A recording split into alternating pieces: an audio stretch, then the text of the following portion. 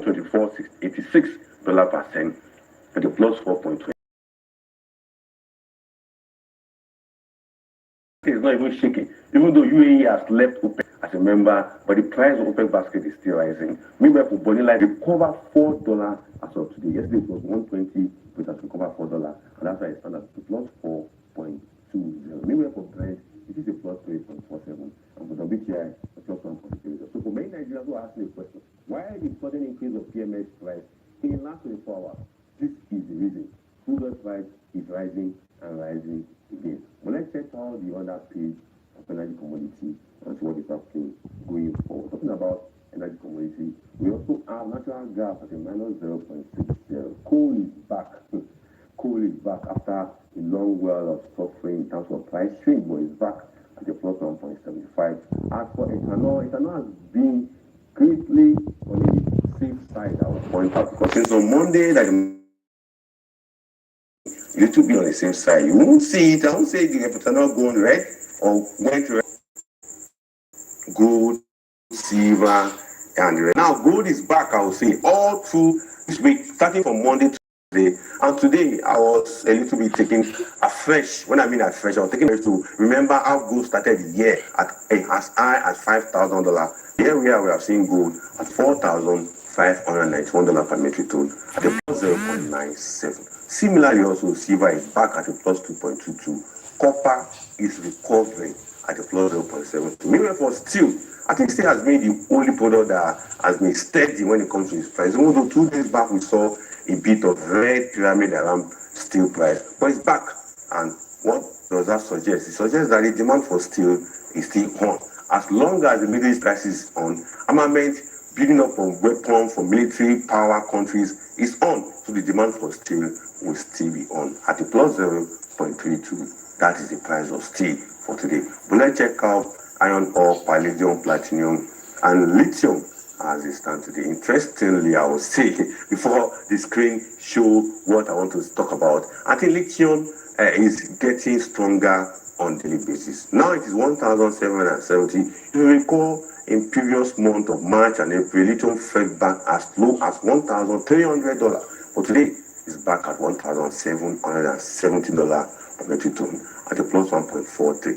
Maybe for iron ore is a complementary product, global product alongside steel. So you see iron ore price going up, you should understand that it is a complementary product that goes along the way of steel product. So if iron ore or steel is being demanded highly globally, iron ore will also be demanded globally. And that's why the price keep maintaining its stability right from when the Middle East crisis started. And here we are, $790.50 per metric ton at a plus 0.38. Maybe for palladium and platinum, these are like two Siamese twins that normally work together, flock together, go everywhere together. The moment the price of one drops, the other price will also drop. And that's why today, when you see the price of palladium rising, what you should expect that the price of platinum will also rise and follow suit. And here we are at a plus 2.01 for palladium and a plus 2.19 for platinum. And what economists will say, it is on a rising temperament when it comes to, or rising sentiment when it comes to palladium and platinum. So a plus 2.01 for palladium and a plus 2.19 for platinum.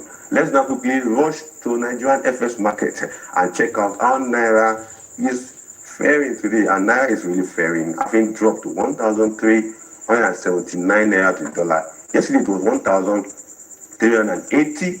And there was a news all around Nigeria yesterday, even to this morning, that Naira is shrinking, Naira is already losing its value. But here we are, CBN is saying, everybody cool your temper. It hasn't got to that level. It is still within the range of the budget mark of 1,400 Naira for 2026 budget. But today, it is 1,379 Naira to the dollar, 1,861 to the British pound, 1,612 for euro, and 1,007 to Canadian dollar. So, cumulatively, Naira made a 1 Naira gain against dollar today, a 2 Naira gain against pound, a 3 Naira gain against euro, but no gain for Naira against Canadian dollar. But let's quickly check on the other aspect of the currency and talking about yen, and the rest of the product.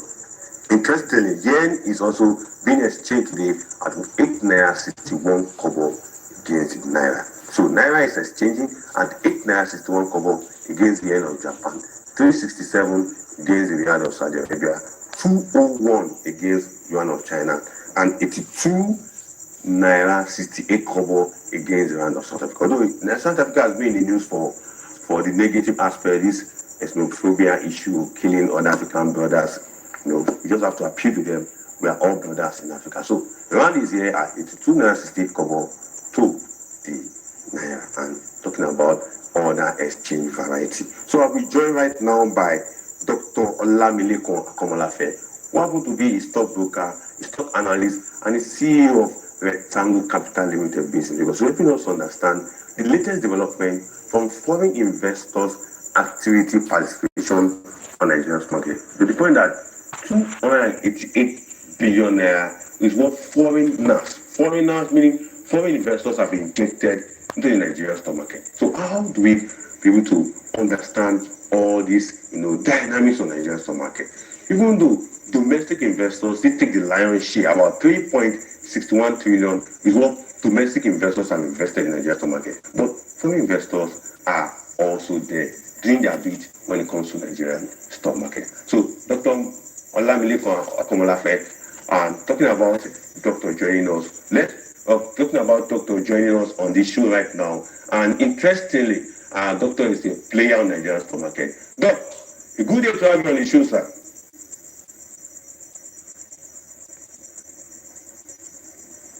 Well, still expecting that smooth connection with Dr. Olamilekun Akomolafe, helping us to understand the dynamics within the Nigerian stock market, the rising profile of foreign investors on the Nigerian stock market. Even though the domestic investors are still taking the largest share, over 80% of the money in that stock market is contributed or invested into it by Nigerians here in Nigeria. But you can't take away the foreign investors also participating on Nigerian stock market. So Doctor will be helping us understand all the dynamics as it is happening on Nigerian stock market. So Doc, it's a good day to have you on the show, sir. Good day. How are you today? Yes, I can hear you, sir. Okay.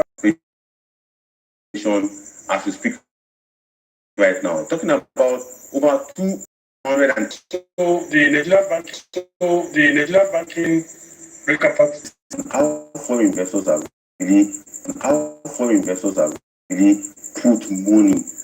There's confidence building on Nigerian stock market, particularly as things that NGS said was that it shows that there's a signal gradual shift toward a more balancing participation among Nigerian investors as well as foreign investors on Nigerian stock market. And what that really tells is that we don't have a one-side domination of a particular investor, either foreign investors or domestic investors. What we have is a balanced investment strategy as well as a balanced investment participation on Nigerian stock market. And that has really shown that Nigerian stock market is a place to be when it comes to investment. But going further into this discussion, it also points to the fact that over the years, many have shown fear that because of the domination of the Nigerian stock market by foreigners, we need to change the table. And right now, the table is changing. And what does that mean? It means that we're having an equal participation of both foreigners and local investors. But more is still expected to be done, particularly that Nigerian Security and Exchange Commission is looking at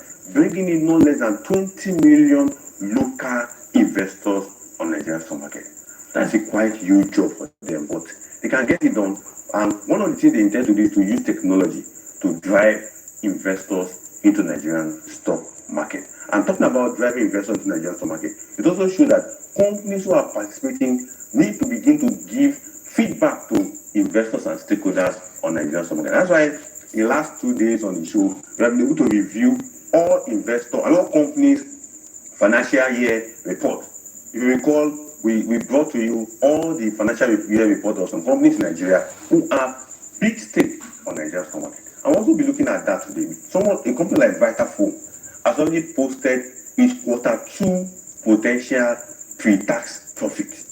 And that's quite laudable, I would say. When a company posts its pre-tax profit, it gives confidence to investors to understand that this particular company is ready for business. Also, we also have a company like Cadbury also posting their financial year report of Q1, that is between January, February, and March. All the money they have made together on dividends they are going to give to their investors. They're also already making it plain for us to understand. I'm talking about making it plain is for us to have understanding of confidence on how Nigerian stock market is strategic to Nigerian economy going forward.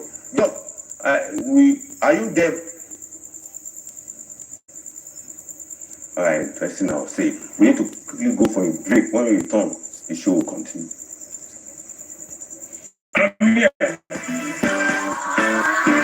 The news on the go. ADPN is everywhere you are. Stay connected with us across all our social media and streaming platforms for exclusive news updates, captivating stories, and more. Join the ADPN community today via our various platforms.